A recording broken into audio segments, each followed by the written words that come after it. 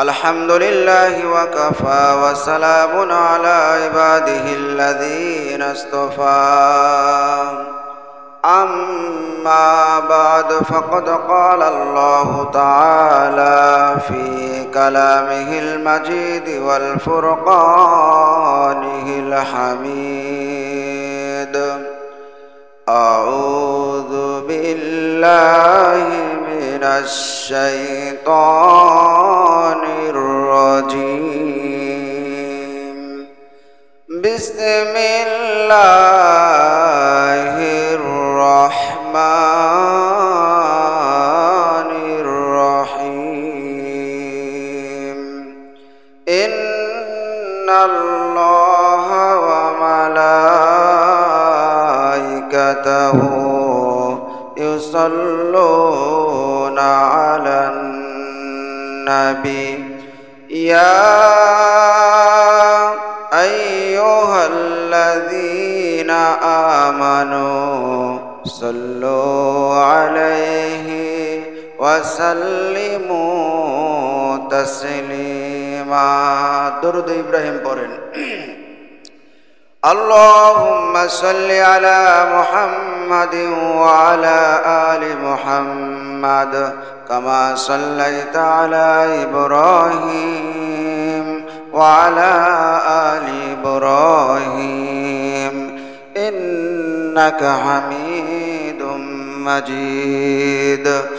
اللهم بارك على محمد وعلى آل محمد كما باركت على إبراهيم وعلى آل إبراهيم إنك حميد مجيد. আলহামদুলিল্লাহ, সর্বাগ্যে সর্বপ্রথম সেই মহান আল্লাহ পাকের দরবারে লাখো কোটি শুকরিয়া জ্ঞাপন করে নেই যে মহান আল্লাহ পাক আমাদেরকে ভালোবেসে পছন্দ করে মনোনীত করে সুস্থ অবস্থায় সপ্তাহের শ্রেষ্ঠ দিন জুমার দিন আল্লাহর ঘর মসজিদে এসে বসে কোরআন এবং হাদিস থেকে অল্প সময় কিছু কথা বলা এবং শোনার তৌফিক দান করলেন। সেই মাবুদের দরবারে একবারে কালিমাতু শুকরিয়া আদায় করি। সকলেই জবান ছেড়ে পড়ে নেই আলহামদুলিল্লাহ। লাখ করে দরুদ সালাম বর্ষিত হোক আকা ইমানদার তাজদারে মদিনা মুহাম্মদ মুস্তাফা সমস্ত নবীদের সর্দার মানবতার মুক্তির দূত বিশ্ব নেতা বিশ্বনবী জনাব মুহাম্মদুর রাসূলুল্লাহ। সকলে মুহাব্বতে পড়ে সাল্লাল্লাহু আলাইহি ওয়াসাল্লাম। প্রিয় সুধী সমাজ, আপনার সকলেই কেমন আছেন? আলহামদুলিল্লাহ, আলহামদুলিল্লাহিল্লাযী আলা কুল্লি হাল। সর্ব অবস্থায় সব সময় আমরা আল্লাহ পাকের শুকরিয়া আদায় করব, এটাই হচ্ছে বান্দার হক। আমি আজকে আপনাদের সম্মুখে আলোচনা করব দান সম্পর্কে, ওসর সম্পর্কে, যাকাত সম্পর্কে। আল্লাহর রাস্তায় দান করলে লাভ না ক্ষতি, এই সম্পর্কে বয়ান করবে ইনশাআল্লাহ। আল্লাহ রাব্বুল আলামিন কোরআনে মাজিদের মধ্যে বলেন, মান জাআ বিল হাসানাতি ফালাহু আশরু আমসালিহা। আল্লাহর রাস্তায় যে ব্যক্তি 1 টাকা দান করবে আল্লাহ পাক তাকে 10 গুণ বারে ধরে দিবেন। সুবহানাল্লাহ। আল্লাহ নবী বলেছেন, আস-সাদকাতু তারাক্তুল বালা। যে ব্যক্তি দান করলো বালা মুসিবত থেকে মুক্তি পায়। এবং অন্য হাদিস শরীফের মধ্যে এসেছে, দান করলে বালা মুসিবত থেকে মুক্তি পায়, হায়াতের মধ্যে আল্লাহ পাক বরকত দেয়। সুবহানাল্লাহ। রুজি রুটির মধ্যে বরকত দেয়। দান করলে আপনার আখিরাতে তো লাভ আছেই, দুনিয়াতে আপনি 4টি লাভ পাবেন ইনশাআল্লাহ। আল্লাহর নবীর হাদিস অনুযায়ী যে ব্যক্তি দান করে আল্লাহ পাক তার হায়াতকে বাড়ায় দিবেন। সুবহানাল্লাহ। দ্বিতীয় নাম্বার, রুজি রোজগারে বরকত বেড়ে যাবে। যে রুজি রোজগার করেছেন সেই রুজি রোজগারের মধ্যে আল্লাহ পাক রহমত বরকত দিয়ে ভরপুর করে দিবেন। 3 নাম্বার, পাহাড় বরাবর মুসিবত থাকলে ফেরেশতাদের দ্বারা আল্লাহ পাক আপনাকে হেফাজত করবেন। 4 নাম্বার, দানের বরকতে ফেরেশতাদের আযাব মুহূর্তের মধ্যে ফেরেশতারা সেই আযাবকে বন্ধ করে দিবেন। আল্লাহর রাস্তায় দান করলে দানের বরকতে ফেরেশতারা আপনার উপর যদি কোনো আযাব এসে থাকে সেই আযাবটা মুহূর্তের মধ্যে বন্ধ করে দিবেন। সুবহানাল্লাহ। আর আখিরাতে কি লাভ?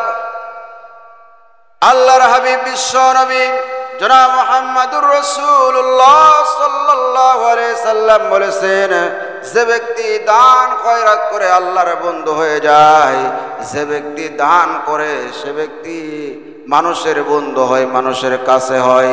যে ব্যক্তি দান করে, দানশীল ব্যক্তি জান্নাতের কাছাকাছি হয়ে যায়। দানশীল ব্যক্তি আল্লাহ পাকের বড় মহব্বতের বান্দা হয়ে যায়। সুবহানাল্লাহ। আর কৃপণ ব্যক্তি, যে ব্যক্তি আল্লাহর রাস্তায় দান করে কিপটামো করে, কৃপণতা করে, বখিলতা করে, সে ব্যক্তি মানুষ থেকে দূরে যায়, মানুষ থেকে দূরে থাকে, মানুষের সাথে মহব্বত তেমন হয় না, আল্লাহর মহব্বত থেকে, আল্লাহর রহমত থেকে দূরে থাকে এবং সর্বোপরি জাহান্নামের কাছাকাছি হয়ে যায়। সুতরাং আমরা আল্লাহর রাস্তায় দান করব। আল্লাহর নবী বলেছেন, কিয়ামতের দিন একজন ব্যক্তিকে যখন জাহান্নামে দেয়া হবে, ফেরেশতারা জাহান্নামের জিনজির লাগায়া, রশি লাগায়া, হাতে পায়ে জিনজির লাগায়া যখন জাহান্নামের দিকে টেনে টেনে নিয়ে যাবে, ওই মানুষটা পিছনের দিকে বারে বারে ফিরে যাবে। আল্লাহ রাব্বুল আলামিন ফেরেশতাদেরকে ডাকতে বলবেন, ও ফেরেশতারা, আমার বান্দা পিছনের দিকে কেন ফিরে চায়? ফেরেশতারা বলে, আল্লাহ, ওই বান্দা পিছনের দিকে কেন ফিরে চায় সেটা তো আমরা জানি না, তুমি তো ভালো জানো। আল্লাহ পাক বলে, আমার বান্দা পিছনের দিকে ফিরে চায় এই কারণে যে আমি তার উপর রহমত দয়া করি কিনা। আমার দয়ার জন্য সে বারে বারে পিছনে ফিরে যাচ্ছে যে আল্লাহ পাক আমার প্রতি দয়া রহমত করে কিনা। আল্লাহ পাক ডাকতে বলবেন, ও ফেরেশতারা, তার আমলনামা দেখো, তার আমলনামার মধ্যে তার জীবনে কোরআনে কারীম পড়েছে কিনা। ফেরেশতারা তার আমলনামা দেখবে, খুঁজে খুঁজে আমলনামার মধ্যে একটা দিনও কোরআন পড়ার কোনো নেকি পাবে না। ফেরেশতারা বলবে, আল্লাহ, এই বান্দা তো তার তামাম জিন্দেগিতে কোনো দিন কোরআন শরীফ পড়ে নাই। আল্লাহ পাক ডাকতে বলবেন, ও ফেরেশতারা, এখন দেখো ওই বান্দা কোন আলিমের সাথে, কোন উলামায়ে কেরামের সাথে মহব্বত রেখেছে কিনা। আলিমের সাথে মহব্বত থাকলে আমি আল্লাহ পাক, কারণ আমি তো মাফ করলে তার একটা ওসিলা লাগবে, ওসিলা ছাড়া তো আমি মাফ করতে পারি না। দেখো তো কোন আলিমের সাথে তার সম্পর্ক ছিল কিনা। ফেরেশতারা তন্ন তন্ন করে পুরা আমলনামা খুঁজে খুঁজে দেখবে, ওই বান্দার কোন উলামায়ে কেরামের সাথেও কোনো মহব্বত ছিল না। আল্লাহ, এই বান্দার তো কোনো আলিমের সাথেও মহব্বত নাই, কোরআনও জীবনে পড়ে নাই। আল্লাহ পাক দেখেন কেমন রহমান, কেমন রহিম, দয়ার সাগর। আল্লাহ পাক ডাক দিয়ে বলবেন, ও ফেরেশতারা, এখন তার আমলনামায় দেখো তো ওই বান্দার কোনো বন্ধু ছিল এরকম, সেই বন্ধু কোনো আলেমের সাথে সম্পর্ক রেখেছিল কিনা। ওই বান্দার দুনিয়ায় কেমন কোনো বন্ধু আছে কি যেই বন্ধুর সম্পর্ক ছিল আলেমের সাথে? সুবহানাল্লাহ। কত দূরের কথা, তার সম্পর্ক ছিল না, তার যার সাথে সম্পর্ক ছিল সেই মানুষটার একটা বন্ধু ছিল আলিম, এরকম আছে কিনা। ফেরেশতারা ডাকতে হবে, আল্লাহ, ওই বান্দার একজন বন্ধু ছিল, সেই বন্ধুর আবার সম্পর্ক ছিল একজন আলেমের সাথে। আল্লাহ পাক বলবেন, ওই যে তার বন্ধুর সম্পর্ক আলেমের সাথে ছিল, এই ওসিলায় আমি আল্লাহ পাক তারে মাফ করে দিলাম। সুবহানাল্লাহ। আল্লাহ পাক কেমন দয়ার সাগর, চিন্তা করেন। এই জন্য ভাইয়েরা, উলামায়ে কেরামের সাথে আমরা সম্পর্ক রাখবো, মসজিদ মাদ্রাসার সাথে সম্পর্ক রাখবো, তলবে ইলমের সাথে সম্পর্ক রাখবো, কোরআনের সাথে সম্পর্ক রাখবো, তাহলে কিয়ামতের দিন আল্লাহ পাক এই ওসিলায় হলেও মাফ করে দেবে। সুবহানাল্লাহ। আল্লাহর নবী মসজিদের মধ্যে বসে আছেন, মসজিদ সেই সময় হয় নাই, সাহাবায়ে কেরামদেরকে নিয়ে বসে আছেন আর বলতেছেন, ও সাহাবা, ইসলামের দাওয়াত দেওয়ার জন্য, কোরআনের কথা বলার জন্য, ইসলামের বাণী প্রচার করার জন্য একটা জায়গা প্রয়োজন, একটা মসজিদ বানানো প্রয়োজন। তাই আমি এমন একটি জায়গা নির্ধারণ করেছি, যেই জায়গাটা হচ্ছে মিডল পয়েন্ট, ওই জায়গায় থেকে ইসলামের দাওয়াত দেওয়া খুব সুন্দর ভালোভাবে হবে। সাহাবায়ে কেরাম বলেন, ইয়া রাসূলুল্লাহ, সে জায়গাটা কোনটা? বলে কুবা। বর্তমান যে কুবা মসজিদে আমরা বলি না, আমি ওখানে গিয়েছিলাম, কুবা মসজিদে নামাজও পড়েছি, হাজী সাহেবরা আপনারা গিয়েছেন। ওই কুবার কথা রাসূল পাক সাল্লাল্লাহু আলাইহি সাল্লাম বলেছেন যে কুবা, ওখানে একটা জায়গা আছে, সেই জায়গাটা আমার খুব পছন্দ, কিন্তু জায়গাটা হলো একটা ইহুদির। সাহাবায়ে কেরামদেরকে বললেন, সাহাবীরা যাও তোমরা খবর নাও, ওই ইহুদির কাছে গিয়ে বলো জায়গাটা বিক্রি করবে কিনা, যদি বিক্রি করে তাহলে ইসলামের সর্বপ্রথম মসজিদ হবে মসজিদে কুবা।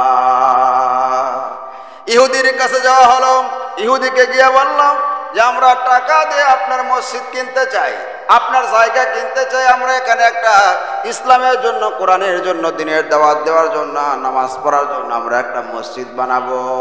ইহুদি বলল, না, আমি তো এই জায়গা বিক্রি করব না। হযরত আবু বকরকে পাঠিয়ে দেওয়া হলো। রাসূল পাক সাল্লাল্লাহু আলাইহি সাল্লামের জলিলুল কদর সাহাবী হযরত আবু বকর চলে গেলেন, যা বললেন, ইহুদি রে, তোমার এই জায়গা আমরা ক্রয় করতে চাই, কত টাকা নেবে? আমরা এখানে একটা মসজিদ বানাবো। ইহুদি বলল, না, আমি এই জায়গা বিক্রিও করব না, ইসলাম প্রচার করার জন্য দানও করব না। হযরত ওমরকে পাঠিয়ে দেওয়া হলো। হযরত ওমর গিয়ে বললেন, ও ভাই ইহুদি, তোমার এই জায়গাটা আল্লাহর নবীর খুব পছন্দ হয়েছে, এই জায়গায় ইসলামের সর্বপ্রথম একটা মসজিদ হবে, তুমি কত টাকা নেবে বলো, এই জায়গাটা আমরা কিনে নিতে চাই মুসলমানেরা। তখন ইহুদি বলল, না, ইসলাম প্রচার করার জন্য, দ্বীন প্রচার করার জন্য, কোরআন প্রচার করার জন্য, ইমানের দাওয়াত দেওয়ার জন্য, নামাজ পড়ার জন্য আমি জায়গা বিক্রি করব না, দানও করব না। সমস্ত সাহাবী যখন ঘুরে চলে আসলেন, এমনি সময় রাসূল পাক সাল্লাল্লাহু আলাইহি সাল্লাম নিজে গেলেন, যাই ইহুদিকে বললেন, ভাই, আপনার ওই জায়গাটা আমাদের খুব পছন্দ হয়েছে, ইসলামের দাওয়াত দেওয়ার জন্য, কোরআনের কথা বলার জন্য, নামাজ পড়ার জন্য আমরা ওই জায়গাটা ক্রয় করতে চাই, আপনি বিক্রি করবেন কিনা? ইহুদি বললেন, হুজুর, আপনি যখন আসছেন তাহলে শোনেন, ওই জায়গা আমি বিক্রিও করব না, ঈমানও আনবো না, আল্লাহর রাস্তায় দানও করব না। আপনি ঘুরে যান, আপনার সাহাবীদেরকে তো আমি ঘুরে পাঠিয়ে দিচ্ছি, আমি বিক্রি করব না। ইসলামের দাওয়াত দিবে, কোরআনের কথা বলবে, নামাজ পড়বে, আর আমি সেই জায়গা ইসলামের জন্য দিব, অসম্ভব, পারবো না।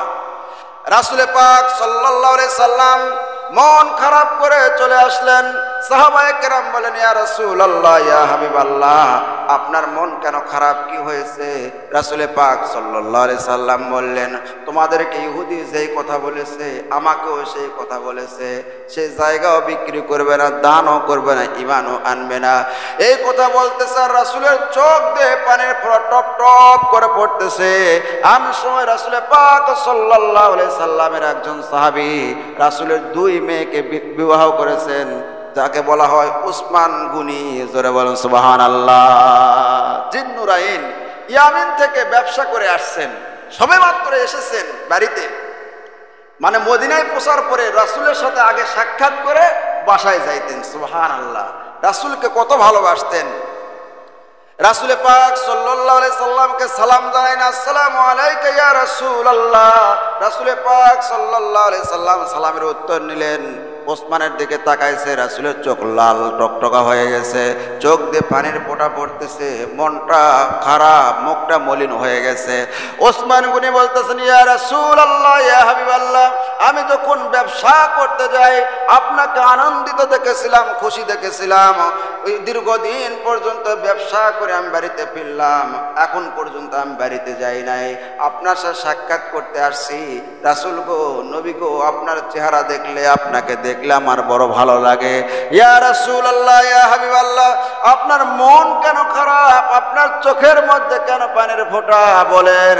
রাসূল পাক সাল্লাল্লাহু আলাইহি সাল্লাম ডাক দিয়ে বলেন, ওসমান রে, ওই যে কুবা, ওখানে যে জায়গাটা রয়েছে একটা ইহুদির জায়গা, ওই জায়গাটা আমি কিনে নিতে চাইছিলাম মুসলমানদের জন্য, ওখানে একটা মসজিদ বানাইতে চাইছিলাম, কোরআনের দাওয়াত দেওয়ার জন্য, ইসলামের দাওয়াত দেওয়ার জন্য, নামাজ পড়ার জন্য, মুসলমানদের সুন্দর একটা ব্যবস্থা করতে চাইছিলাম, কিন্তু ইহুদি বিক্রি করবে না, দানও করবে না, ঈমানও আনবে না, মুসলমানদেরকে সেখান থেকে এরকম এই কথা বলে তাড়িয়ে দিয়েছে।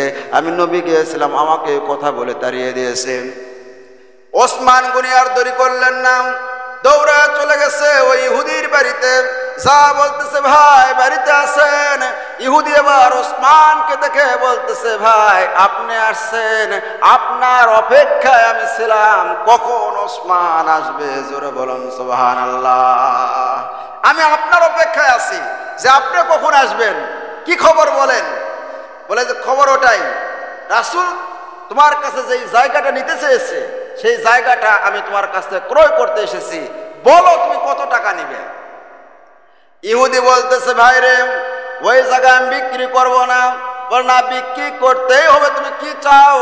তুমি যা চাইবে আমি ওসমান তাই দিব, কারণ আমার নবীর মন খারাপ, আর আমি ওসমান সেই জায়গায় রাসূলকে কথা দিয়ে এসেছি, আমি রাসূলের মনকে ভালো করতে চাই, বলো বলো তুমি কি চাও? এবার ইহুদি মুস্কি মুস্কি হাসতেছে আর বলতেছে, আমি যা চাবো তুমি তাই দিব। বলে, হ্যাঁ তুমি যা চাবে আমি তাই দিব। বলে, তোমার স্থাবর অস্থাবর টাকা পয়সা ব্যাংক ব্যালেন্স যা কিছু আছে তোমার সব কিছু ওই জায়গার বিনিময়ে আমাকে দান করে দিতে হবে, লিখে দিতে হবে।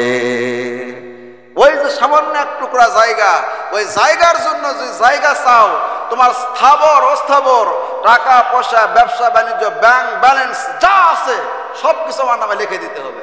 ওসমান গনি বলতেছে, দিয়ে দিলাম। সুবহানাল্লাহ কোন? আমার স্থাবর অস্থাবর বাগান টাকা পয়সা ব্যাংক ব্যালেন্স ব্যবসা বাণিজ্য যা আছে সব কিছু আমি তোমাকে দিয়ে দিলাম, তাও তুমি ওই জায়গাটা মুসলমানদেরকে দিয়ে দাও, রাসূলের মন আমি ভালো করতে চাই। জোরে বলুন সুবহানাল্লাহ। এই কথা বলে বলে কথা ঠিক আছে। ইহুদি বলল, হ্যাঁ তোমার সব কিছু আমাকে তুমি দিয়ে দিবে আর আমি ওই জায়গা দিয়ে দেবো। ওসমান গনি বললেন যে আমি দিয়ে দিলাম, তুমি জায়গা আমাকে দিয়ে দাও। আমার ভাইরে কথা বলে দৌড়ে ওসমান গনি রবির কাছে আসতেছেন। এবার ওই ইহুদি চিন্তা করলো, তার ভিতরে কিউরিওসিটি জেগেছে, সামান্য এক টুকরা জায়গার জন্য লক্ষ লক্ষ কোটি কোটি টাকার ব্যবসা বাণিজ্য ব্যাংক ব্যালেন্স সব কিছু আমারে দিয়ে দিলে, এর মধ্যে কোনো কারণ আছে, হিকমত আছে। এবার ইহুদিও পিছে পিছে আসতেছে। ওসমান গনি হাসতে হাসতে নবীর সামনে আসে বলতেছে, ইয়া রাসূলুল্লাহ, ইয়া হাবিবাল্লাহ, আপনার মনের আশা পূর্ণ হয়েছে। আপনি যেই জায়গায় মসজিদ করতে চেয়েছিলেন ইহুদির কাছ থেকে সেই জায়গা আমি কিনে নিয়েছি, ইসলামের জন্য কোরআনের জন্য ওই জায়গাকে আমি ওয়াকফ করে দিলাম। সুবহানাল্লাহ। আর নবী বলতেছে, ওসমান ওই জায়গা যে তুমি নিয়েছো তার বিনিময়ে কি দিয়েছো? ওসমান গনি বলতেছেন, ইয়া রাসূলুল্লাহ, ইয়া হাবিবাল্লাহ, আপনাকে আমি আমার জীবনের চাইতে, আমার পরিবারের চাইতে, সম্পদের চাইতে, দুনিয়ার সব কিছুর চাইতে আমাকে যদি तमाम দুনিয়ার মালিক বানিয়ে দেওয়া হয় আর আপনাকে যদি এক পাল্লায় দেওয়া হয়, সব সারে আমি আপনাকে বড় ভালোবাসি।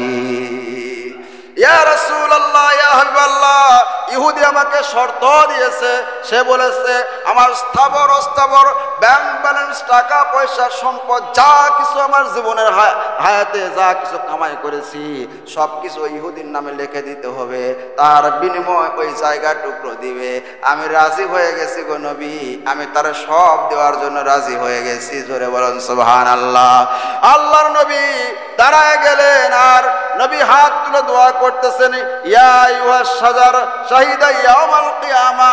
রাসূল পাক সাল্লাল্লাহু আলাইহি সাল্লাম যখন হাত তুলে দোয়া করতেছেন, তার সামনে একটা খেজুর গাছ ছিল, খেজুর গাছকে ডাক দিয়ে বলতেছেন, ইয়া আইয়ুহাশ শাজার, হে খেজুর গাছ, সাক্ষী থাক, শাহিদা ইয়াউমাল কিয়ামা, কিয়ামতের দিন তুই সাক্ষী দিবি আমার ওসমান যেই নিয়তে যে আশায় আল্লাহর রাস্তায় তার জীবনের স্থাবর অস্থাবর সম্পদ টাকা পয়সা ব্যবসা বাণিজ্য ব্যাংক ব্যালেন্স সব কিছু দান করে দিল, কিয়ামতের দিন যেন আল্লাহ পাক সেই জান্নাত তারে দান করে দেয়। এবার ইহুদি ডাক মারছে, ওসমান ভাই, ইয়া রাসূলুল্লাহ। ওসমান গনি এবং নবী তাকাইলেন পিছনের দিকে, তাকায় দেখে ইহুদি দাঁড়িয়ে আছে। ইহুদি বলতেছেন, ইয়া রাসূলুল্লাহ, ইয়া হাবিবাল্লাহ, আমি যখন ওসমানকে কথা বললাম তোমার জীবনের সব কিছু আমাকে দিতে হবে, সে রাজি হয়ে গেল। সেই সময় আমার মনের ভিতরে কিউরিওসিটি জাগলো যে এই জায়গার মধ্যে কি আছে, এত সম্পদ টাকা পয়সা সব কিছু দিয়ে ওই জায়গা চায়, তার কারণটা কি, তাই কিসের লোভে কিসের আশায় ওই জায়গাটা নিল। আমি পিছনে পিছনে এসেছি, ইয়া রাসূলুল্লাহ ইয়া হাবিবাল্লাহ, আমি শুনতে পেয়েছি ওসমানের জন্য আপনি দোয়া করেছেন যে আল্লাহ তুমি কিয়ামতের দিন ওসমানকে জান্নাত দিও। নবী গো, ওই জান্নাতের আমার বড় আশা, আমি ওই জায়গার দাম চাই না, মূল্য চাই না, ওই জায়গাকে মুসলমানের জন্য, কোরআনের জন্য, ইসলামের জন্য, আল্লাহর নবীর জন্য আমি ওয়াকফ করে দিলাম। ওসমান ভাইরে 1 টাকা দিতে হবে না। আর নবী গো, আর দেরি নয়, আমারে কালেমা পড়ায়া মুসলমান বানায় দেন। বলেন লা ইলাহা ইল্লাল্লাহু মুহাম্মাদুর রাসূলুল্লাহ সাল্লাল্লাহু আলাইহি সাল্লাম। আমার ভাইয়েরা, এই জন্য ইসলামের জন্য, কোরআনের জন্য, দ্বীনের জন্য, মসজিদ মাদ্রাসার জন্য যদি আপনি দান করেন, আপনার সম্পদ কমবে না। আপনি যদি দেন 1 টাকা, আল্লাহ পাক দুনিয়াতে আপনার হাতে 10 গুণ ধরায় দিবেন। জোরে বলেন সুবহানাল্লাহ। 10 গুণ থেকে 700 গুণ পর্যন্ত বাড়তেই থাকবে। আরো জোরে বলেন সুবহানাল্লাহ। আমার ভাইরা, হযরতে আলী রাদিয়াল্লাহু তাআলা আনহু, আপনার নাম শুনছেন না? মা ফাতেমা 7 দিন পর্যন্ত গায়ে জ্বর, অসুস্থ, এত বেশি অসুস্থ, উঠে দাঁড়াইতে পারতেছে না। স্বামীকে ডাক দিয়ে বলতেছে, প্রাণের স্বামী, আমার মনে খুব ইচ্ছা জাগতেছে, আমি একটু আনার খাইতে চাই। ডালিমের আর এক নাম আনার, আনারটা একটু বড় হয়। আমি একটু আনার খাইতে চাই, বাজার থেকে একটা আনার কিনে নিয়ে আসেন। হযরতে আলী আনার কেনার জন্য বাজারে গেলেন, যাওয়ার পর আনার একটা কিনে নিয়ে আসছে। আমার ভাইরা, আমাদের দেশের আনার আর মক্কা মদিনার আনার কিন্তু একরকম না। যখন আমার চাচা উমরা করে আসার পরে, হজ করে আসার পর গল্প করলেন, বাবা এত বড় বড় আনার, আমি মনে মনে করছি এত বড় বড় আনার কেমনে হয়। যখন আমি তায়েফে গেলাম, তায়েফে যাওয়ার পর দেখলাম আসলে একটা আনার যদি ভাঙে দেওয়া হয় 5 জন মানুষ খাওয়া পারবে না। বুঝেন নাই? মানুষের মাথার সাথে বড় বড়, ওই কালো কালো ভুটান মেয়েরা নিয়ে বসে আছে, খুবই বড় বড় আনার। ওই আনার কিনে নিয়ে আসতেছেন, এমনি সময় পথের মধ্যে একটা ফকির দাঁড়িয়ে আছে আর বলতেছে, ভাই আমার 3 দিন পর্যন্ত কিছু খাই নাই, আমার কিছু দান করেন। আলীকে দেখে বলতেছে, ভাই আমাকে একটা আনার দান করেন। সুবহানাল্লাহ কোন। আলী কয় যে আমার ব্যাগের ভিতর যে আনার আছে, এই বেটা জানলো কেমনে? স্ত্রী অসুস্থ, 7 দিন পর্যন্ত অসুস্থ, বিছানায় পড়ে আছে, তার মনের ইচ্ছা সে আনার খাবে। আর এদিকে ফকির বলতেছে, আমার আনার খাইতে মন চায়, আমার একটু আনার দেন। ফকিরটা অসুস্থ ছিল, বসে আছে অসুস্থ অবস্থায়, ফকির কাতরাইতেছে। হযরতে আলীর চোখের সামনে তখন কোরআনের আয়াত চলে আসলো, ওয়া আম্মাস সাইলা ফালা তানহার, তোমরা ফকির মিসকিনকে তাড়ায় দেও না। জোরে জোরে বলুন সুবহানাল্লাহ। এই সময় চিন্তা ভাবনা করে হযরতে আলী ওই আনারটা ভাঙলেন, অর্ধেক করে ফকিরকে দিলেন, দান করলেন ফকিরকে। ফকির খাওয়ার পর বলতেছে, আমি অর্ধেক সুস্থ হয়ে গেছি, আর ওই অর্ধেক আনার দিলে আমি পুরাই সুস্থ হয়ে যাব। অর্ধেক খাইছি, অর্ধেক সুস্থ হয়েছি, আমার মন বলিচ্ছে আর ওই অর্ধেক দিলে আমি খায়া পুরাই সুস্থ হয়ে যাব। আমাদের মতো মানুষ হলে কি বলতো, বেটা বউয়ের জন্য নিছি আনার, অসুস্থ বউ, ওখান থেকে ভাঙ্গে অর্ধেক দিছি, আবার তুই পুরাটাই চাস, একেবারে মারতো। জোরে কর ঠিক কিনা? হযরতে আলী রাগ করলেন না। হযরতে আলী সেই সময় ওই অর্ধেক আনারটা ওই ফকিরকে দিলেন, দিয়ে মুখটা মলিন করে যাচ্ছে, আর মনে মনে মনের ভিতরে খুশি যে আমি ফকিরকে দান করেছি। জোরে বলেন সুবহানাল্লাহ। আল্লাহর রাস্তায় দান করেছি। হযরতে আলী বাড়ির কাছে যাওয়ার পরে বাসার মধ্যে যাচ্ছে না, বাইরে খালি ঘুরতেছে আর চিন্তা করতেছে। ঘরের মধ্যে যাওয়ার পরে স্ত্রী জিজ্ঞাসা করে, আনার নিয়ে আসছেন, আমি কি উত্তর দিব? যেই ফাতেমা বিছানায় পড়ে আছে, উঠতে পারতেছে না, দাঁড়াইতে পারতেছে না, গায়ের মধ্যে শক্তি পাইতেছে না, সেই ফাতেমা দরজার সামনে আসে দাঁড়িয়ে আছে, কখন আমার স্বামী আসবে? জোরে বলেন সুবহানাল্লাহ। হযরত আলীকে দেখার পরে বলতেছে, প্রাণের স্বামী আসেন, বাহিরে ঘুরেন কা, ভিতরে আসে। আলী আশ্চর্য হয়ে গেছে, 7 দিন পর্যন্ত অসুস্থ বিছানায় পড়েছিলেন, আপনি কেমনে বিছানায় থেকে উঠলেন? এবার হযরতে ফাতেমা বলতেছে, কেমন জানি আল্লাহ পাক আমার সুস্থ বানায় দিয়েছে, আপনি কি আনার নিয়ে আসছেন? বলে আনার তো নিয়েছিলাম, কিন্তু রাস্তায় এসে একটা ফকিরকে দান করেছি। ফাতেমা বলতেছে, ফকিরকে দান করার ওসিলায় আল্লাহ পাক আমার সুস্থতা দান করে দিয়েছেন। মন খারাপ করে না প্রাণের স্বামী, আমি খুশি আছি। আমাদের বউ হলে কি বলতো, 7 দিন অসুস্থ, তুমি এটা আনার কিনে নিয়ে আসে আবার দাতাগিরি করছো, জোরে কোন ঠিক কিনা? বাড়ির মধ্যে অসুস্থ মানুষকে মুখ চলতো, ঝগড়া লাগে যাইতো, কিন্তু ফাতেমা রাগ করে নাই। স্বামীকে বলতেছে, ভালো কাজ করেছেন, খুব সুন্দর কাজ করেছেন, আপনাকে থ্যাংক ইউ, ধন্যবাদ। সুবহানাল্লাহ। এই জন্যই বলা হয়, ফাতেমার জিন্দেগি যদি কোনো মহিলা, কোনো মা বোন নাই, ওই ঘরটা হয়ে যাবে জান্নাতের টুকরা। জোরে বলুন সুবহানাল্লাহ। আমার ভাইয়েরা, হযরতে আলী এবং ফাতেমা গল্প করতেছে, এমন সময় দরজার সামনে রাসূলের একটা বুড়া সাহাবী, তার নাম হচ্ছে সালমান ফার্সি। জোরে বলুন সুবহানাল্লাহ। সালমান ফার্সির বয়স ছিল 250 বছর। কয়শো বছর? 250 বছর। পারস্য থেকে গিয়েছিলেন নবীর খোঁজে। 250 বছর বয়স ছিল। অত বয়সের কোনো সাহাবী ছিল না, উনি ফার্সি দেশের মানুষ ছিলেন। ওই সালমান ফার্সি মাথায় একটা ঝাঁকা নিয়ে বলতেছে, তাড়াতাড়ি দরজা খুল আলী, মাথার চান্দি ফাটে গেল। সুবহানাল্লাহ কোন। হযরতে আলী দরজা খুললেন, খোলার পরে দেখতেছেন ওই বুড়া সাহাবীর মাথার পরে বিশাল বড় একটা ঝাঁকা ভর্তি আনার। বলতে, আলী রে, ধরো আমি পারতেছি না। নিচে যখন নামাইছে গো, এইরকম ভাবে পুরা ঝাঁকা ভর্তি বড় বড় আনার। হযরতে আলী বলতেছে, কার এগুলো আনার? বলে, আপনার আনার। বলতেছে, আমার আনার কেমনে? বলে যে রাসূল পাক সাল্লাল্লাহু আলাইহি সাল্লামের দরবারে একজন মানুষ এসেছিলেন, জান্নাতি চেহারা, জান্নাতি সুরত, এত সুন্দর চেহারার মানুষ আমরা কোনোদিন দেখি নাই। ওই মানুষটা আসার পরে বলতেছেন, ইয়া রাসূলুল্লাহ, ইয়া হাবিবাল্লাহ, আমার বাগানের প্রথম আনার আমি তুলেছি, আমি আপনি এবং আপনার সাহাবীদেরকে দিয়ে দেন। আপনাকে আল্লাহর নবী এগুলো দিয়েছে, বলেন না সুবহানাল্লাহ। হযরত আলী বলেন, ঠিক আছে, আমি একটু গুনি যে আসলে আমার না অন্য কারো। 1 2 3 4 5 6 7 8 9 পর্যন্ত গুনেছে, আবার গুনতেছে। সালমান ফার্সি বলতেছে, ভাই, আনার নবী দিছে হাদিয়া, আপনি গুনেন কেন? বলে, এটা আমার না অন্য কারো, এই জন্য আমি গুনতেছি। ভাই সালমান ফার্সি, তোমার ভুল হয়েছে, এই আনার সম্ভবত অন্য কারো বাড়িতে পাঠাইতে বলছে, তুমি ভুল করে আমার কাছে এসেছো। সালমান ফার্সি বলতেছেন, না ভাই, না, ভুল হয় নাই, আপনার নাম নবী বলেছে, আমার মেয়ে ফাতেমা এবং আলীর ঘরে আনারটা পাঠিয়ে দাও। বলতেছে, ভাই রে, না, ভুল হয়েছে। বলে, কেমনে ভুল হয়েছে? বলে, আমার যদি আনার হইতো 9টা থাকতো না, 10টা থাকতো। কেমন বিশ্বাস যে আল্লাহর রাস্তায় 1 টাকা দিলে, একটা জিনিস দান করলে আল্লাহ পাক 10 গুণ তোর হাতে ধরায় দেবে। জোরে বলেন সুবহানাল্লাহ। এবার সালমান ফার্সি তার চাদরের ভিতর থেকে বড় একটা আনার বাহির করছে। সুবহানাল্লাহ। বলছে, ভাই রে, নবী যখন এই 10টা আনার আমাকে দিয়ে বলল, ফাতেমার বালিয়া আলীর বাড়িতে দিয়ে আসো, তখন আমার মনের ভিতরে ঠটকা লেগেছে, এর মধ্যে কোনো কাহিনী আছে, কোনো কিন্তু আছে। সেই কি কাহিনী, তুমি কি কাহিনী ঘটাইছো রে আলী?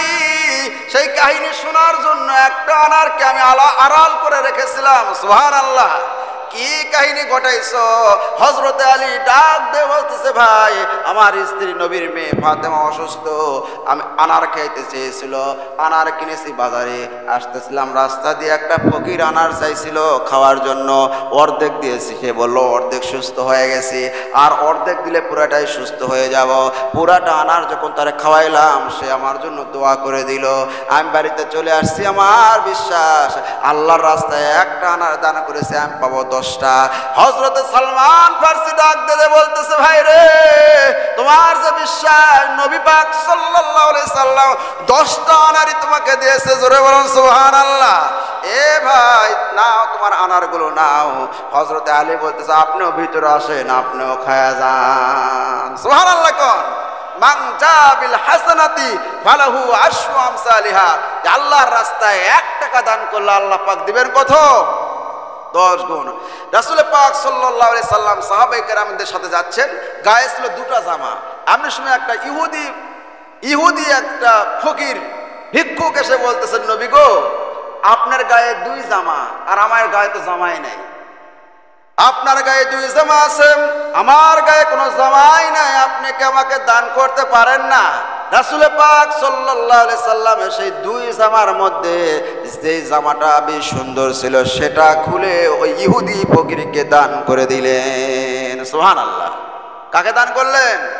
ইহুদি ফকিরকে দান করছে। সাহাবায়ে কেরাম বলছে, ইয়া রাসূলুল্লাহ, ইহুদি মানুষ, দ্বিতীয় নাম্বার আপনাকে 2 জামা আছে, ভালো সেটা দিলেন কে? খারাপটা দিতে পারলেন না, ওটা দিলেই তো হইতো। রাসূল তখন বলে, লান তানালুল বিররা হাত্তা তুনফিকু মিম্মা তুহিব্বুন। আল্লাহর রাস্তায় যখন তোমরা দান করো, তোমার সবচেয়ে প্রিয় জিনিসটাই দান করো। জোরে বলুন সুবহানাল্লাহ। একজন মানুষ নিয়ত করেছে যে আমি আল্লাহর রাস্তায় সাদকা দিব গোপনীয় ভাবে। কিভাবে বাবা? কেউ না জানে, রাত্রিবেলা দিবে। রাত্রিবেলা সাদকা দিয়েছে। প্রথম রাত্রে যা খুঁজতে খুঁজতে একজন মানুষকে পেয়েছে, দান করে চলে আসছে। পরের দিন সকালবেলা পুরা গ্রামের ভিতরে আলোচনা হচ্ছে, গতকাল রাত্রে কে জানে দান করেছে একটা চোরকে। কাকে দান করছে? একটা চোরের হাতে দান করে আসছে। মনটা ভালো হবে না খারাপ হবে? খারাপ হয়েছে। পরের রাত্রে চিন্তা করতেছি আজকে দান করতে যাব। আমার মুসলমান ভাইয়েরা, পরের রাত্রে আবার দান করতে গেছে। পরের রাত্রে দান করতে যাওয়ার পরে একটা মহিলাকে দান করে চলে আসছে। সকালবেলা আলোচনা হইতেছে, কে জানি গতকাল রাত্রে দান করছে একটা ব্যভিচারিণী নারীকে। একজন ব্যভিচারিণী নারী যে দেহ ব্যবসা করে, এইরকম একজন মহিলাকে রাত্রে কে জানি দান করে চলে গেছে। মনটা ভালো হবে না খারাপ হবে? পরের রাত্রে আবার নিয়ত করে দানের পোটলালে বাহির হয়েছে। সেই রাত্রে যাওয়ার পরে একজন মানুষকে পাইছে, দান করে চলে আসছে। আমার ভাইরা, সকালবেলা আবার পুরা গ্রামের ভিতর আলোচনা হইতেছে, কে যেন গতকাল রাত্রে দান করছে একজন কোটিপতি মানুষকে। বড় লোককে কি দান করা যাবে? দান খাওয়ার উপযুক্ত হলো গরিব মানুষ, এই বড় লোককে দান করে চলে আসছে। আমার মুসলমান ভাইয়েরা, রাসূল পাক সাল্লাল্লাহু আলাইহি সাল্লাম বলেন, ওই যে ব্যক্তিকে দান করলো চোরকে, ওই চোরকে দান করার কারণে চোর যে টাকা পয়সা পাইছে, পাওয়ার পরে সে ব্যবসা বাণিজ্য লাগে গেছে, আর জীবনে চুরি করে না। সুবহানাল্লাহ। কোন আর ব্যভিচারিণী নারী যে দেহ ব্যবসা করতো, পেটের ক্ষুধায় দেহ ব্যবসা করত, ওই মহিলাটা যখন দানের টাকা পেয়েছে, সব খারাপ পথ বাদ দিয়ে সঠিক পথে এসেছে, সে ভালো হয়ে গেছে। জোরে বলুন সুবহানাল্লাহ। আর যে ধনী মানুষকে দান করেছে, ওই ধনী মানুষ কৃপণ ছিল, বখিল ছিল, কাঞ্জুস ছিল, আল্লাহর রাস্তায় দান করে না। ওই মানুষের হাতে যখন দানের টাকা এসেছে, সে চিন্তা করলো, আহারে আমারও তো অনেক টাকা আছে, আমি তো আল্লাহর রাস্তায় দেই না, আমার গোপনে ভাবে আল্লাহর বান্দা দিয়ে গেল। সেই ব্যক্তি ভালো হয়ে গেল, তার সম্পদের হিসাব করে করে যাকাত দেওয়া শুরু করলো। জোরে বলেন সুবহানাল্লাহ। আমার ভাইরা, এই জন্য আল্লাহর রাস্তায় দান করতে হবে। কার রাস্তায়? আল্লাহর রাস্তায় দান করতে গেলে ওই যে বৃষ্টির মধ্যে পানি পায়, যেগুলো ধান নষ্ট হয়ে গেছে, কারার ধান নষ্ট হয়ে গন্ধ বাড়াইছে, ট্যাগ বাড়াইছে, বাজারে নিয়ে গেলেও নাই না, হাঁসে পর্যন্ত খায় না, ওলা নিয়ে আসে কই মসজিদ মাদ্রাসায় দাও। যেরকম ঠিকই না? ছাত্ররা মাদ্রাসায় গেছে, দেখলাম বসতে গেলে বাঁচিচ্ছে। হুজুর কি হয়েছে? বাও দেও যাচ্ছে না হুজুর। গেছিলাম মাদ্রাসায়, ওই কে বাউতে যায় না কে? হুজুর যত আকির বকরির লাদি সব শুদ্ধ ধান দেয় হুজুর, বাউ দে তোলা আর যায় না, আস্তে ছাত্রদেরকে দে বাঁচাচ্ছি। আমার ভাইয়েরা, আপনি দান করেছেন কার জন্যে?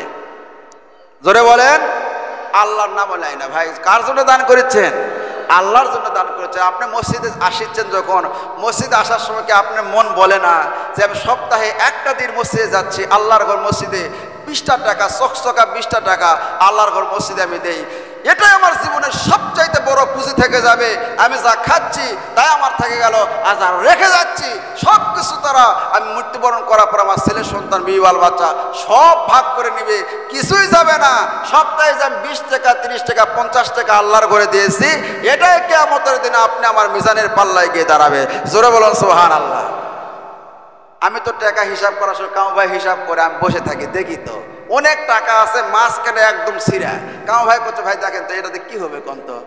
মাঝখানে সিরা পেয়েছে এমনভাবে দিছে, বুঝছেন, ওই টাকা বাজারেও নিবে না, ওই যে আপনার 2 নাম্বার টাকা যে সিরা টাকা ওখানে নিলেও মানে উল্টা টাকা দিয়ে ওই টাকা বিক্রি করা লাগবে, এরকম অবস্থা। ভাই এরকম অসল টাকা যেগুলো চলে না সেগুলো মসজিদে আসে দেন। আর অনেকে আছে যে ওইখানে দেখে কয়জন দান করলো, কার পকেটের টাকা, কে কে পকেটে হাত দিচ্ছে এটা দেখে, কিন্তু নিজের পকেটে হাত দেয় না। এরকম মানুষ মনে হয় নাই, আছে না নাই? আরো জোরে বলেন। সব মানুষ যদি এই নিয়ত করত, আমাদের ঘর আল্লাহর ঘর মসজিদ, আমাদের মসজিদ, এই মসজিদকে আমরা উদ্বুদ্ধ করব, এই মসজিদকে ভালো করতে আমাদের যা করা লাগে, টাকা পয়সা সম্পদ যা আছে আমরা মুক্ত হস্তে আল্লাহ রাস্তায় দান করব। আমার মনে হয় মসজিদে কোনো মসজিদ আর কোনো জায়গায় ঠেকতো না। জোরে বলেন ঠিক কিনা আমার ভাইয়েরা? বিষয় হলো কি, আপনি দান করলেও আল্লাহর ঘর মসজিদ চলবে, না করলেও চলবে। বিষয় হলো এখানে বুঝার বিষয় যে আল্লাহর জান্নাতি খাতায় আপনার নামটা আছে কিনা, এটাই দেখার বিষয়। যেরকম ঠিক কিনা? সবাই দান করেছে, দান তাদের নাম যাচ্ছে জান্নাতি খাতায়, আপনারটা আছে কিনা সেটা দেখার বিষয়। আল্লাহর রাস্তায় আমরা সকলে কি করব? দান করার চেষ্টা করব। আমিন বলেন। মদিনায় দুর্ভিক্ষ শুরু হয়ে গেছে। মদিনায় দুর্ভিক্ষ, হযরত আবু বকর সেই সময় খলিফা। লোকেরা আসলেন, মানুষেরা আসে বলতেছেন যে খলিফাতুল মুসলিমিন হযরত আবু বকর, আপনি একটু কি করেন, আল্লাহর কাছে দোয়া করেন যাতে করে দুর্ভিক্ষ চলে যায়, আমরা আর পারতেছি না, ক্ষুধার তাড়না সহ্য হচ্ছে না। ভাইরা, ক্ষুধার যন্ত্রণা বড় যন্ত্রণা, জোরে কোন ঠিক কিনা? পেটের ক্ষুধা বড় ক্ষুধা। 1971 সালে এই জন্য কোন কবি বলেছিল, এই বেটা ভাত দে, না হয় মানচিত্র খাবো। কি বলেছিল? ভাত দে, না তো মানচিত্র খায় ফেল দিব। মানচিত্র নিয়ে আর দেশ নিয়ে আর মাটি নিয়ে আমি কি করবো? পেটের মধ্যে ভাত নাই। জোরে কোন ঠিক কিনা? হযরত আবু বকর সিদ্দিকের কাছে এসেছেন, আসার পর বলতেছেন, আবু বকর আল্লাহর কাছে দোয়া করেন, আপনি আর ক্ষুধা যন্ত্রণা সহ্য হয় না, আমরা সহ্য করতে পারতেছি না। আবু বকর বলেন, ঠিক আছে, আগামীকাল ওই জায়গায় আপনার সকলে জড়ো হবেন, সবাইকে বলবেন, সেখানে আপনাদের সকলকে নিয়ে আল্লাহর কাছে দুর্ভিক্ষর জন্য দোয়া করব। আমার মুসলমান ভাইয়েরা, এই কথা বলে মানুষদেরকে পাঠায় দিয়েছে। ওই রাত্রে হযরত উসমান গনি ব্যবসা করে আসছেন। সুবহানাল্লাহ কোন? ওসমান গনি ইয়ামান শহর থেকে ব্যবসা করে সবে মাত্র এসেছেন। এরকম শত শত উট ভর্তি অনেক খাবার নিয়ে এসেছেন, অনেক সম্পদ সে বহির্বিশ্ব থেকে ইয়ামান শহর থেকে নিয়ে এসেছেন। মানুষের কানে কানে চলে গেল, কারণ পেটের মধ্যে ভাত না থাকলে, খাবার না থাকলে, ক্ষুধা লাগলে কিন্তু ঘুমও চোখে আসে না। সেরকম ঠিক কিনা? ঘুম আসবে যাবেন, আপনি না খায় আসেন, এই পাশ ওই পাশ হবেন, ঘুমও চোখে আসবে না। মানুষেরা যখন শুনছে যে ওসমান গনি এসেছে, কি করে ব্যবসা করে এসেছে, অনেক সম্পদ নিয়ে আসছে, অনেক উপর নিয়ে আসছেন ইয়ামান শহর থেকে, সব মানুষেরা ওসমান গনির কাছে গেলেন, যা বললেন যে ভাই আমরা তো খুব ক্ষুধার্ত, আমরা এই দুর্ভিক্ষ দেখা দিয়েছে, কোনো খাবার চাল ডাল কোনো কিছুই নাই, খেজুর নাই, কিচ্ছু নাই, আপনি আমাদেরকে সাহায্য করেন। আপনারা সম্পদের 1 কেজির বিনিময়ে আপনারা কি দিবেন, কত টাকা দিতে পারবেন? সব মানুষেরা বললো যে আমাদের কাছে 1 দিনারের বেশি দেওয়া সম্ভব না, বেশির থেকে বেশি 1টা দিনার দিতে পারবো। সেই সময় ওসমান গনি বললেন যে না, 1 কেজি আমি সম্পদ দিব, আর এর বিনিময়ে 700 দিনার দেওয়া লাগবে। কয়শো দিনার? সব মানুষেরা বলে, যে আশায় আসিলাম আশা তো আর পূর্ণ হলো না, না খায় মনে হয় মরতে হবে। সব মানুষ মন খারাপ করে যখন চলে যাচ্ছেন, হযরত ওসমান ডাক দিলেন, ভাই আপনারা দাঁড়ান। সুবহানাল্লাহ কোন? ভাইয়েরা, আপনারা দাঁড়ান, কেউ যাবেন না, আসেন আপনারা বলেছিলেন 1 টাকা দিবেন, 1 কেজি আমি গম দিব অথবা আটা দিব, খেজুর দিব, আপনারা 1টা দিনার দিতে চেয়েছিলেন। ভাইরা, আপনাদের কাছে আমি চেয়েছিলাম কত? বলে 700। বলে এই চুক্তি আমার হয়ে গেল আল্লাহর কাছ থেকে। আল্লাহ পাক বলেছেন, আল্লাহর রাস্তায় যে ব্যক্তি 1 টাকা দান করবে, আল্লাহ পাক 10 থেকে 700 গুণ বাড়ায় দিবেন। জোরে বলুন সুবহানাল্লাহ। এই কথাটাই তোমাদের মুখ থেকে আমি বাহির করে নিলাম রে ভাই। এই যে শত শত উট ভর্তি খেজুর আছে, ডাউল আছে, তারপরে গম আছে, জব আছে, যা কিছু আছে তোমরা সবাই ভাগ করে নাও, এগুলো আমার একটাও দরকার নাই। আল্লাহ পাক ওসমান রে গুণী বানায় দিয়েছেন। জোরে বলুন সুবহানাল্লাহ। গুণী বানায় দিয়েছেন, ধনী বানায় দিয়েছেন। কেমন ধনী? রাসূল পাক সাল্লাল্লাহু আলাইহি সাল্লামের কাছে একজন ভিক্ষুক এসেছেন। ইয়া রাসূলুল্লাহ, 3 দিন পর্যন্ত কিছু খাই নাই, হুজুর আপনি কিছু দান করেন। নবী বলতেছে, আমি তো 5 দিন পর্যন্ত না খাই আছি। তোমার পেটে কয়টা পাথর? বলছে 1টা পাথর। আমার পেটে দেখ 3টা পাথর। আমি তোরা কি দেবো বাবা? শোনেক, আমি তোর পরামর্শ দেই। আমার একটা সাহাবী আছে খুব দানশীল, তার নাম হলো ওসমান, তার কাছে যাও, সে তোমাকে কিছু দিবে। ফকির এবার ওসমানের বাড়ির কাছে গেছে। যাওয়ার পর দেখতেছে ওসমান গনি বসে বসে ওই যে ইয়ামান শহর থেকে, মিশর থেকে, জর্ডান থেকে যেগুলো চিনি নিয়ে আসছে, ওই চিনির মধ্যে আপনার পিঁপড়া লাগছে। পিঁপড়া ওই চিনিগুলো টেনে টেনে নিয়ে যাচ্ছে, পিঁপড়ার মুখ থেকে চিনি ছাড়ায় ছাড়ায় নিচ্ছে। এই দৃশ্য দেখার পরে এখন ফকির করছে, হাই রে, আমি তো ফকির, কোনোদিন পিঁপড়ার মুখ থেকে চিনি কারেলেই না, আমার তো একটা বড় শিকটাই, ই আমাকে কি দিবে তাই, বুঝলেন না? মন খারাপ করে নবীর কাছে, হুজুর কার কাছে পাঠাচ্ছেন? মানুষ। ওরকা কি হয়েছে? বলে পিঁপড়ার মুখ থেকে চিনি কারেলাই, হে আমার কি দিবে? বলে যাও, তুমি যাও, যা আমার কথা বলো। পরের দিন আবার আসছে, যাওয়ার পরে দেখতেছে ওসমান গনি ওই যে তুলা নিয়ে আসছে, তুলা আপনার শিমুল গাছের তুলা নিয়ে আসছে বিক্রি করার জন্য, ব্যবসার। সেই তুলাগুলো লেড়া দিয়েছে, একটু ভিজে গেছে, সেই তুলা বাতাসে উড়ে যাচ্ছে, বাতাসের সাথে দৌড়ে দৌড়ে যাচ্ছে, আর একটা করে তুলা ধরছে। এই দৃশ্য দেখে ফকির কয়, হায় হায়, আমার বালিশ ফাটে গেলে বলা ফেলে দেয়, আর এই ব্যাটা একটা তুলার জন্য বাতাসের সাথে দৌড়াচ্ছে, ই আমারে কি দিবে? আবার নবীর কাছে আসছেন, হুজুর আপনি দিলে দেন, না দিলে ওই কি পুরোনাকে আমার পাঠান না। নবী কই, যা রে বাবা, তুই যা, আমার নামটা খালি কবি। পরের দিন গেছে, যা দেখতেছে ওই সন্ধ্যা হয়ে গেছে, বুঝছেন, বাতি জ্বালাইছে, ল্যাম্পর একটু চেরাগের শৈলতাটা একটু বেশি হয়েছে, আলো বেশি হচ্ছে। সমস্ত বাড়ির চাকর বাকরদেরকে বলতেছে, এত আলো বেশি দেওয়া ভালো না, অপরচয় হলো শয়তানের ভাই, আলো কমায় দাও, সুবহানাল্লাহ কোন। ফকির কয়, আমার বাড়ির সলতা বাড়ে দেয় আমার বউরে, কিছু কই না, সামান্য সলতা বাড়িছে, তাই যে গরমের গরম, এই আমার কি দিবে? ফিরে আসতেছে, এমনি সময় ওসমান গনির চোখে পড়ে গেছে। বলে, ভাই আমি আপনাকে আজ থেকে 3 দিন ঘোরা দেখলাম, কি কারণটাই কোন তো? তখন বলতেছে, ভাই যেই জন্য আসছিলাম বলা লাগবে না। হযরত ওসমান ডাকতে বলতেছেন, ভাই রে, 3 দিন পর্যন্ত এসেছিলেন, অবশ্যই তো কোনো কারণ আছে, কি জন্য এসেছিলেন? বলে, হুজুরের কাছে, নবীর কাছে আমি গিয়েছিলাম, নবীকে বললাম যে নবী গো, 3 দিন পর্যন্ত আমি কিছু খাই না, আমার পেটের মধ্যে খাবার নেই, আপনি কিছু দেন। নবী বললেন, আপনার কথা আপনাকে চাওয়ার জন্য বলেছে, আপনার কাছে আমি 3 দিন এসেছি। প্রথম দিনে আসার পর দেখলাম পিপিরিকার মুখ থেকে আপনি চিনি কারে নিচ্ছেন, এই জন্য আমি বলি নাই। দ্বিতীয় দিন দেখলাম তুলা উড়ে যাইতেছে, সেই তুলা আপনি ধরে ধরে নিচ্ছেন। আর আজকে যে দৃশ্য দেখলাম, বাতির একটু আলো বেশি হয়েছে, তাই যে আপনি রাগ আর গরম হয়েছেন, আপনি আমাকে কি দান করবেন হুজুর? এই কথা, দানের কথা বলার জন্য আসছিলাম, কিন্তু বলার সাহস পাচ্ছি না, আমি চলে যাচ্ছি। রাসূল পাক সাল্লাল্লাহু আলাইহি সাল্লামের সেই সাহাবী ওসমান গনি ডাক দিয়ে বলেন, ভাই রে, ওটা হচ্ছে আমার দুনিয়া, দুনিয়াতে আমি কৃপণতা করি, সেখানে দুনিয়ার জন্য আমি কোনো কিছু খরচ করি না। আর রাসূল তোমাকে পাঠাইছে, এটা হচ্ছে আমার আখিরাত, এখানে আমি দান করলে আমি আখিরাতে পাবো।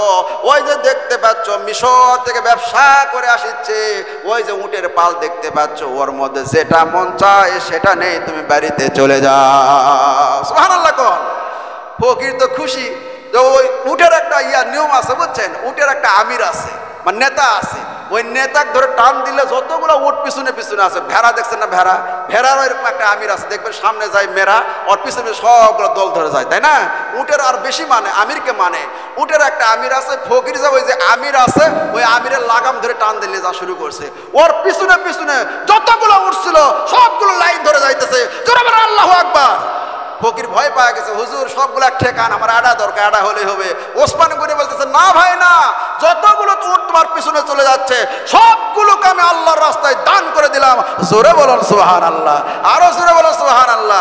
মুসলিম শরীফের হাদিসের মধ্যে এসেছে, আল্লাহর রাসূল বলেন যে পূর্বে জমানার একটা ঘটনা, একজন মুসাফির হাঁটতেছে, এমনি সময় দেখতেছে যে মেঘের মধ্যে আওয়াজ হইতেছে, অমুকের খাতের মধ্যে পানি দাও। সুবহানাল্লাহ কোন। অমুকের বাগানের মধ্যে, খাতের মধ্যে পানি দাও। এই আওয়াজ 2-3 বার শুনছে, কের মানুষ নাই, জোর না, আওয়াজ আসে কোথা থেকে? দেখতেছে আকাশ থেকে, মেঘর থেকে আওয়াজ আসতেছে মানুষের মধ্যে। জোরে কোন সুবহানাল্লাহ। রাসূল পাক সাল্লাল্লাহু আলাইহি সাল্লাম বলেন, ওই মুসাফির সেই সময় দেখলেন যে ওই মেঘর থেকে আওয়াজ আসতেছে, এমনি সময় মেঘটা পাহাড়ের সাথে বাড়ি লাগে, পানি হয়ে গড়ে গড়ে পড়তেছে আর ড্রেন হয়ে হয়ে যাইতেছে। ওই মুসাফির ওই ড্রেনের সাথে হয়ে যাইতেছে, যাওয়ার পর দেখলেন সব ভূমিগুলো, জমিগুলো সব শুকনা মরুভূমি, আর একটা মানুষ কোদাল নিয়ে দাঁড়িয়ে তার জমি ঠিক করতেছে, সেই জমির মধ্যে পানি যাইতেছে। বলুন না সুবহানাল্লাহ। যা বলতেছে, ভাই আপনার নাম কি? বলে আমার নাম অমুক, ওই আকাশের মধ্যে ওই মানুষের নামই শুনতে পেয়েছেন। জোরে কর সুবহানাল্লাহ। বলতেছে ভাই আপনি কি আমল করেন বলেন তো, যে আমলের কারণে আসমানের মধ্যে আপনার নাম ঘোষণা হয়, আপনার জমির মধ্যে পানি দেওয়ার কথা হয়। জোরে কর সুবহানাল্লাহ। সেই সময় লোকটা বলতেছে ভাই আমার যে শস্য হয়, আমার খাত থেকে যে ফসল হয়, ওই ফসলকে আমি 3 ভাগ করি। 1 ভাগ আমি এরকম বাড়ির জন্য, আমার পরিবারের জন্য রেখে দেই, পরিবারের খরচের জন্য। আর 1 ভাগ আমি বীজ করার জন্য রেখে দেই, সামনে বছর আমি লাগাবো। আর 1 ভাগকে আমি আল্লাহর রাস্তায় দান করি। এই 3 ভাগ করে আমার ফসলকে করি। এই কারণে আমার ফসলের মধ্যে কোনো মহামারী, কোনো বিপদ, আসমানি জমিনে কোনো বালা মুসিবত হয় না।